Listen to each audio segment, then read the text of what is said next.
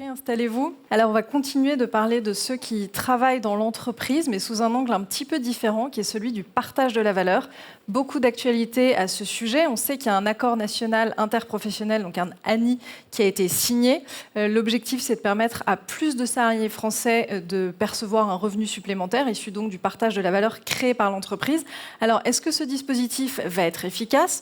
Que faire aussi de cette valeur qui va être partagée ? On a beaucoup parlé fléchage de l'épargne et des investissements au cours de cet après-midi. Peut-on en profiter pour financer la transition ? On en discute avec Diane Milron-Desperrois. Vous êtes directrice générale d'AXA Santé Collective. Bonjour. Et Thibault Langsat, vous êtes PDG du groupe Lumines et vous avez aussi été nommé par Bercy ambassadeur sur le partage de la valeur. Bonjour. Bonjour.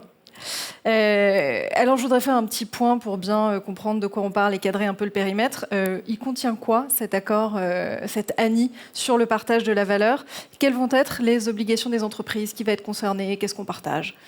Alors, cette année a été signée fin janvier par les organisations patronales et syndicales, quasiment la majorité à l'exception de la CGT, et qui comporte, on va dire, 4 points, 5 points importants, si je veux essayer de résumer cet accord, qui va être transposé dans la loi partage de la valeur, dont le projet de loi est actuellement examiné et sera présenté au Conseil des ministres à la fin de ce mois. Je crois que le premier point, c'est la reconnaissance du fait qu'il faut davantage distribuer la valeur créée par les entreprises. Et donc, ce qu'on peut regarder, c'est que les grandes entreprises, on va dire les entreprises de plus de 50, quand elles auront un résultat exceptionnel, qu'elles jugeront exceptionnel, elles auront alors à redistribuer davantage au travers soit de la participation, soit de l'accord d'intéressement. Donc, pour le moment, ce qui a été retenu par cette négociation, c'est quand l'entreprise juge son résultat exceptionnel, alors il y aura un reversement exceptionnel dont elle aura à définir le montant.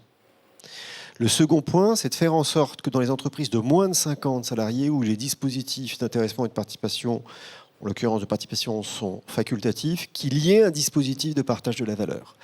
Et là, on va prendre une formule qui est 1% du bénéfice net fiscal de l'entreprise qui doit être supérieur au chiffre d'affaires.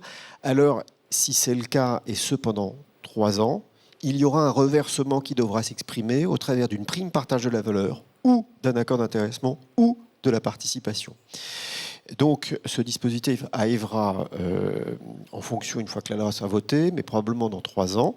Et à partir de là, il y aura des reversements dans les petites et moyennes entreprises. Pour les entreprises de moins de 11, on est sur la pérennisation de la prime partage de la valeur. Et donc là, ça reste une position unilatérale du chef d'entreprise. Il y a un autre dispositif qui est le plan de partage de la valeur, qui sont en quelque sorte des phantom shares, qui fait que l'entreprise pourra mettre en place un dispositif basé sur la valeur de l'entreprise, qui permettra sur une période de rémunérer ou de donner, on va dire, une part de la contribution aux collaborateurs, qui est très encadrée également. Et enfin, le dernier point qui est important, c'est l'élargissement des actions gratuites, AGA, où les seuils ont été rehaussés, permettant aux entreprises qui le souhaitent, on va dire, de renforcer par des actions gratuites. Voilà les points clés qui maintenant devront se retrouver dans la loi transposée au Parlement.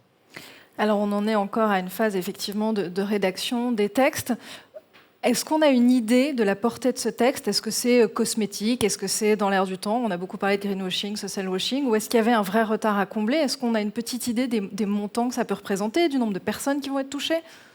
Alors, quand on regarde les statistiques, grosso modo, 90% des entreprises de plus de 1000 salariés sont équipées. Ça veut dire qu'il en reste encore 10.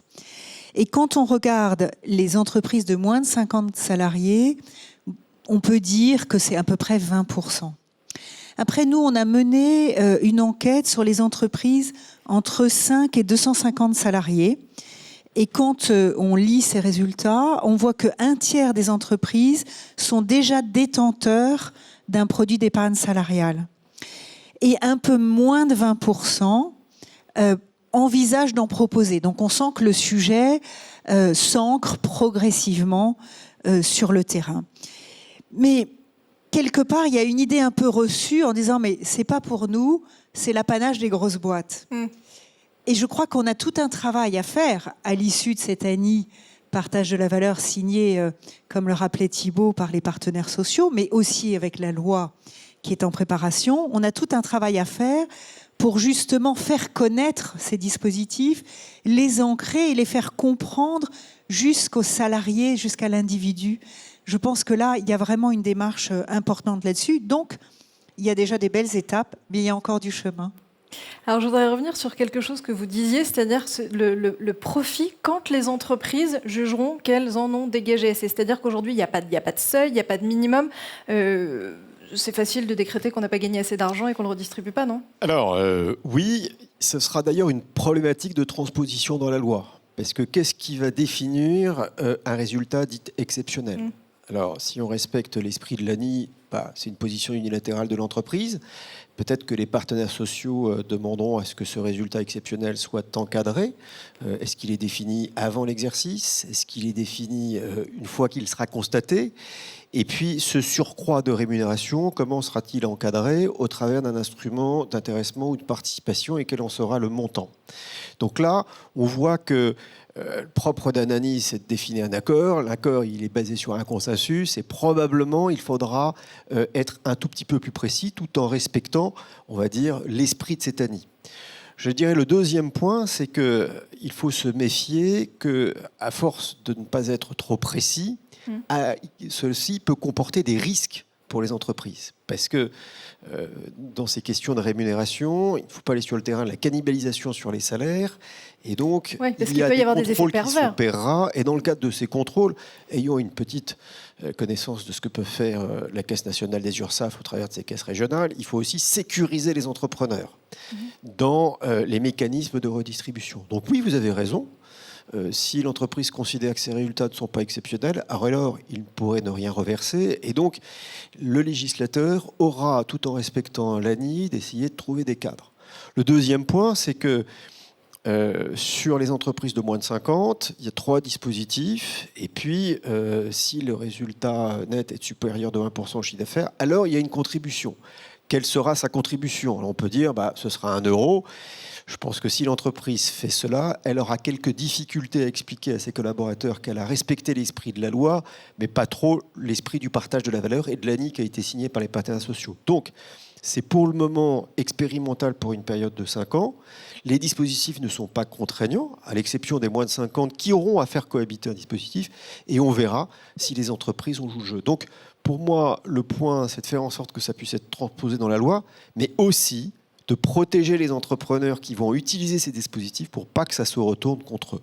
Et quand on regarde notamment des entreprises plutôt issues de la jeune économique ou qui sont habituées, on va dire, à avoir des investisseurs à leur côté, on voit que les management packages qui sont mis en place dans beaucoup d'entreprises peuvent être retoqués assez facilement à la fois par l'administration fiscale et la caisse des URSSAF. Donc c'est bien d'avoir des dispositifs complémentaires, mais faisons en sorte que ces dispositifs ne se retournent pas contre les entrepreneurs parce qu'ils seraient on va dire, trop optimisé ou mal utilisé pour être véritablement un outil de partage de la valeur.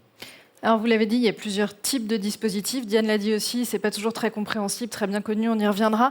Est-ce que vous avez un dispositif de cœur finalement ? Pour moi, le dispositif de cœur, c'est la participation parce qu'elle est du plus près du dividende. Il faut bien voir une chose, c'est que l'intéressement, c'est assimilé à du salaire, même s'il est défiscalisé, désocialisé. L'intéressement, c'est un acte, c'est une négociation que vous opérez à l'intérieur de l'entreprise. Vous définissez des objectifs avec des aléas, et à partir de ce moment-là, si vous atteignez la performance attendue, qui peuvent être des objectifs financiers ou extra-financiers, alors il y a une rémunération. Le vrai partage de la valeur s'exprime au travers de la participation, dont la formule que je ne vais pas citer aujourd'hui est au plus près du résultat de l'entreprise parce qu'il est au plus près du dividende. Et donc, je pense que c'est là-dessus où il faut travailler. Le troisième dispositif, qui est la prime partage de la valeur, elle est unilatérale. Elle est définie par le chef d'entreprise, tant sur sa périodicité que sur la façon dont il va l'appliquer. Et elle peut être remise en cause assez aisément et elle n'est pas forcément protectrice. Et donc, je pense que le véritable instrument, si l'entreprise n'est pas cotée, si les salariés n'ont pas des actions, qui reste un élément important, je pense que sur le fond du fond, le meilleur instrument reste l'action, parce qu'elle vous permet de vivre l'évolution de l'entreprise.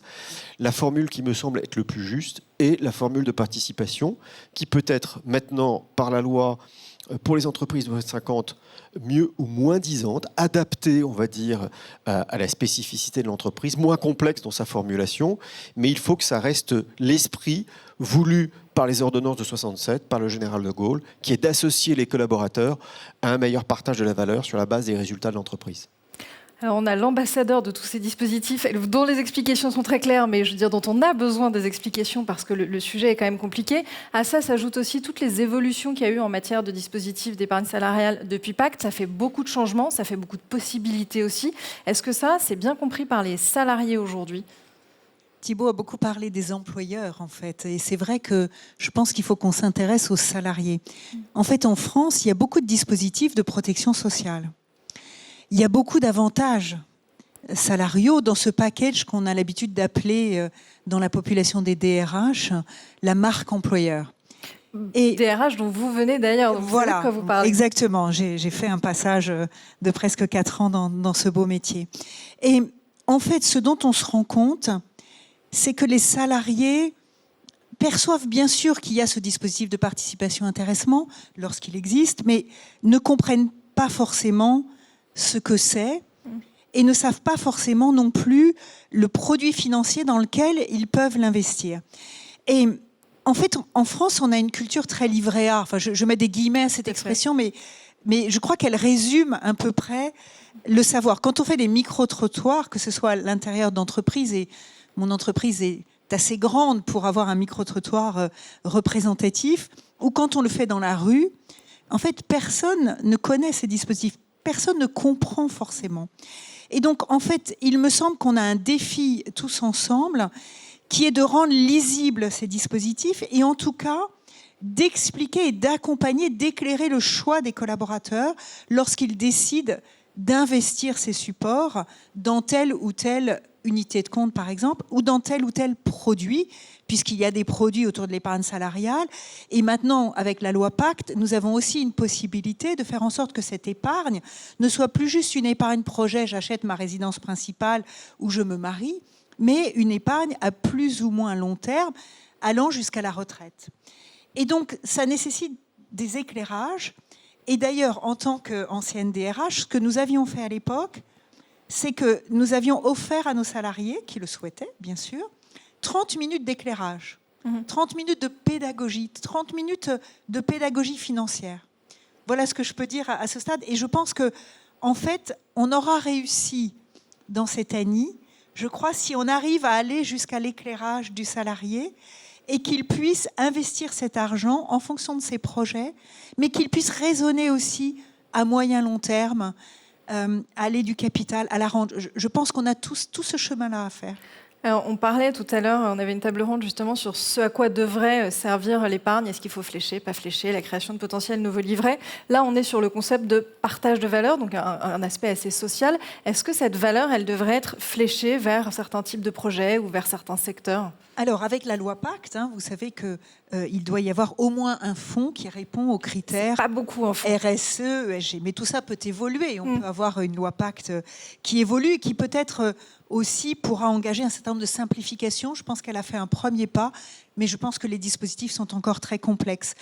En fait, je crois que d'abord, il y a plusieurs choses. Il y a d'abord un échange avec les partenaires sociaux. Tous ces dispositifs sont élaborés dans le cadre d'un dialogue social.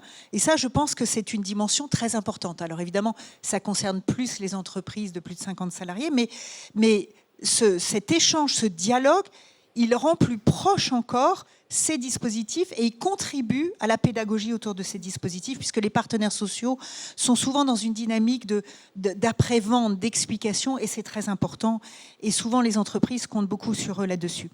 Et puis, il y a de plus en plus une demande des salariés par rapport à ce questionnement de à quoi va servir mon épargne. Alors c'est vrai à titre individuel, mais ça se reflète aussi beaucoup dans les entreprises. Et donc je pense que le challenge, c'est d'arriver à illustrer concrètement le passage de j'investis dans le fonds X ou Y vers à quoi sert mon épargne, voilà ce qu'elle va réaliser, voilà ce sur quoi elle va porter. Et donc ce chemin de concrétisation, il est encore devant nous. Et j'allais dire, le coaching financier auquel je faisais allusion sert aussi à ça. C'est expliquer les dispositifs, mais aussi expliquer ce à quoi va servir l'épargne. Et je pense que tous les acteurs de cette épargne salariale, de cette retraite collective, eh bien, sont des acteurs qui doivent améliorer les illustrations concrètes qui visent à répondre à cet engagement citoyen qu'on sent de plus en plus.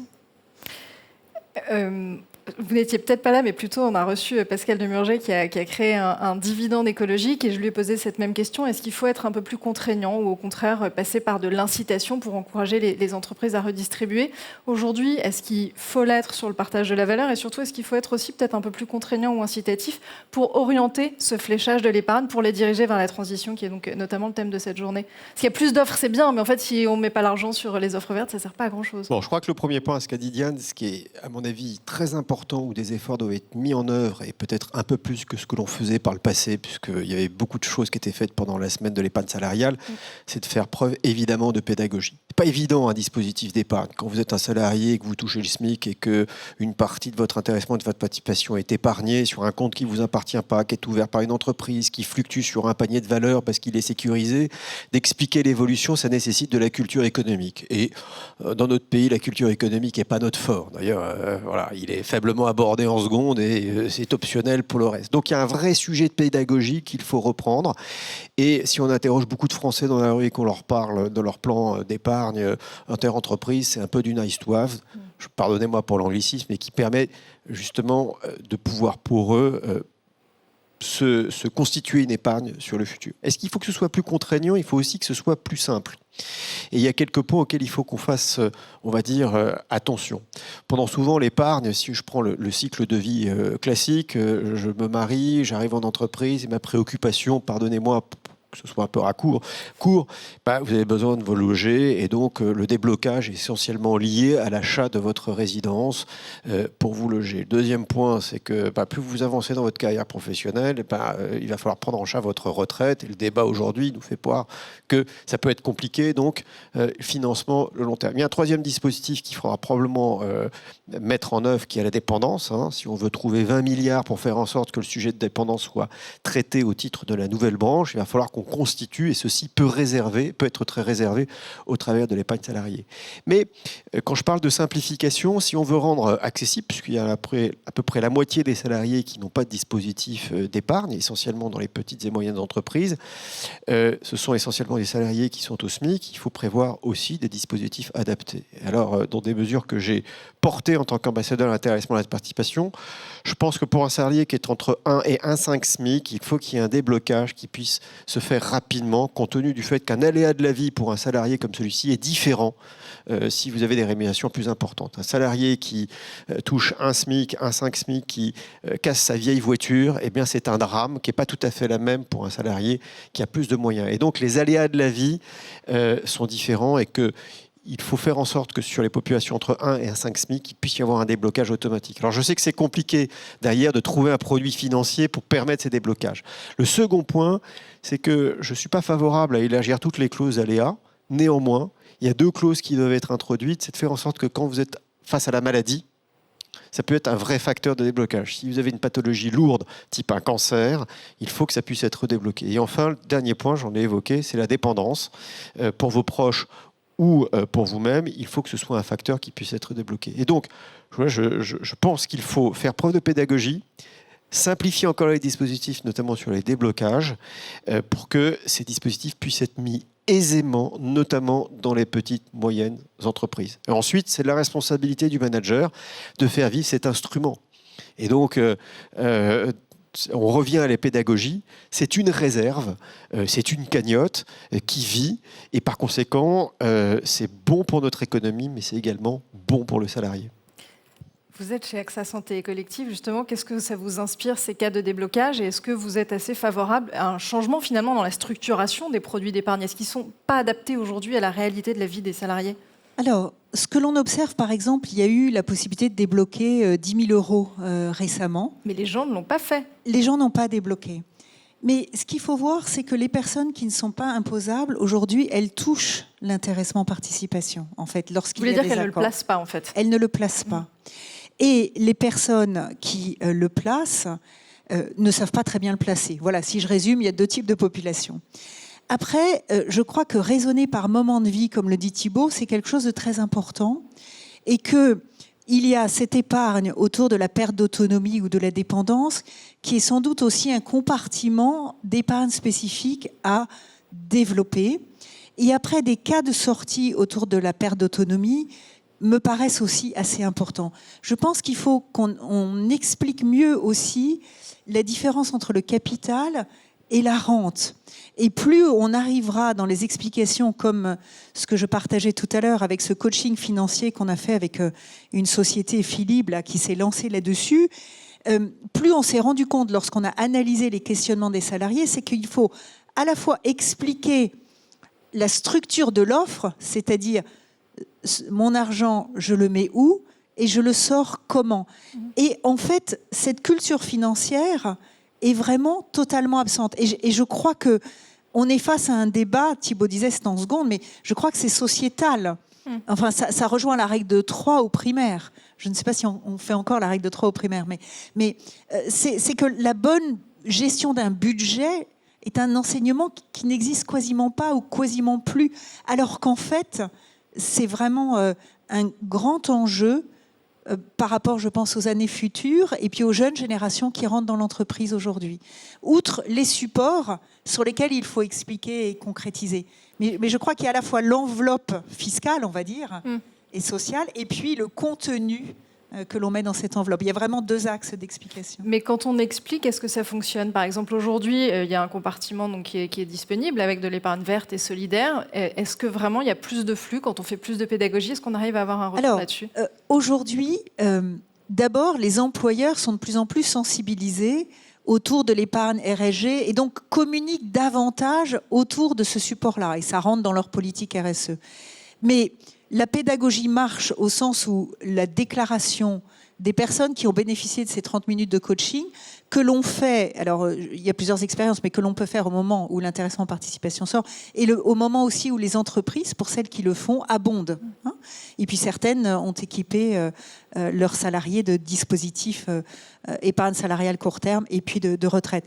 En fait, il y a une grande satisfaction dans les enquêtes, et on voit que les gens placent. Après, il faut que ça vive dans le temps, mais en tout cas, ils en redemandent. Voilà. Et je pense qu'encore une fois, si on n'embrasse pas l'explication jusqu'au bout, je pense qu'on sera passé à côté de ce que l'on souhaite faire. Alors pour conclure, vous avez 1 minute chacun pour m'expliquer pourquoi est-ce qu'une entreprise aurait intérêt à pousser ces dispositifs de partage de la valeur et à partager sa valeur, puisque justement il n'y a pas de seuil et pas tellement d'obligations et de contraintes. Alors, je ne sais pas qui démarre. Allez, moi, ce que je dirais, c'est que nous sommes face à des situations aujourd'hui de plein emploi, avec des entreprises qui peinent à retenir leurs salariés et des entreprises qui peinent à recruter. Et ça, c'est vrai sur tout le territoire. Alors, évidemment, il y a des zones géographiques où on est vraiment en hyper plein emploi et d'autres un peu moins. Mais le critère numéro 1 me semble être toute cette dynamique des collectifs et cette marque employeur que les entreprises cherchent à développer. Et ça n'est pas l'apanage que des grands groupes. Vous interrogez sur le terrain des PME, et moi-même j'ai un certain nombre de PME qui sont dans mon giron, et ce sont des questionnements de plus en plus présents. Donc je pense que ça, c'est le critère numéro 1. Et je dirais le deuxième sujet, c'est que mettre en avant tous les avantages sociaux de l'entreprise, c'est aussi travailler sa différenciation sur le territoire et sur la géographie locale. Et ça, je pense que ça concerne beaucoup les PME. Donc je mettrai ça en avant. Et ça permet de compléter le dispositif des avantages sociaux, qui sont le plus connu, c'est la santé, la mutuelle. Après, c'est la prévoyance et l'épargne. Et je pense que longue vie à nos dispositifs d'épargne. Et je pense qu'on va contribuer à avancer et à faire bouger les choses. Est-ce qu'il vous reste quelque chose à dire après tout ça, Thibault Pas Langsad ? grand-chose, mais peut-être 2 points. Je pense que le sujet du partage de la valeur, c'est un projet de société, c'est davantage d'équité, c'est ce qui peut nous réunir, et on a besoin dans cette société qui est quand même fragmentée et divisée d'avoir un socle commun.